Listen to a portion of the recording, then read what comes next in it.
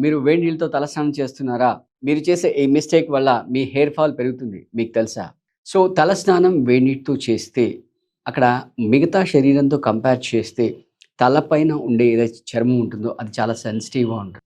మన తల ఆల్రెడీ కొంచెం ఆయిలిక్ నేచర్‌గా ఉంటుందనమాట. సో, ఈ వేడి నీళ్ళతో చేయడం వల్ల ఆ నేచురల్‌గా ఉండే ఆయిలిక్ నేచర్ అనేది తగ్గిపోతుంది. తద్వారా జుట్టు అనేది పొడిబారుతుంది. ఈ విధంగా జుట్టు పొడిబారడం వల్ల హెయిర్ ఫాల్ అనేది స్టార్ట్ అవుతుంది.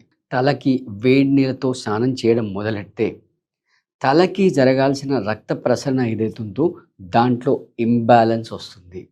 ఆ ఇంబాలెన్స్ వల్ల హెయిర్ ఫాల్ అనేది స్టార్ట్ అవుతుంది. ఇక్కడ ఆల్రెడీ మీకు ఒకవేళ సమస్య వచ్చి ఉంటే రైట్ మన దగ్గర స్పెషల్ ఆసనాస్ అంటే తలకి హెయిర్ ఆహ్, బ్లడ్ సప్లై పెంచడానికి సెపరేట్ ఆసనాస్ అనేవి మనకుంటాయి.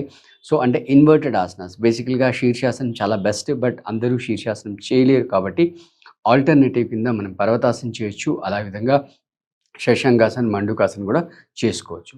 సో, ఇలా ఆసనాస్ చేస్తూ ఖచ్చితంగా మీరు హెయిర్‌కి ఆయిల్ అనేది అప్లై చేయాలి. అంటే మీరు ఒకవేళ గనక టైం లేకపోతే మీరు స్నానం చేయడానికి ముందు అంటే నిద్ర లేవగానే ఇమ్మీడియేట్‌గా ఆయిల్ అప్లై చేసి అట్‌లీస్ట్ ఒక 30 మినిట్స్ తర్వాత కూడా స్నానం చేసినా కూడా సరిపోతుంది. కాబట్టి గోరువెచ్చటి నీటితో తల స్నానం చేయండి.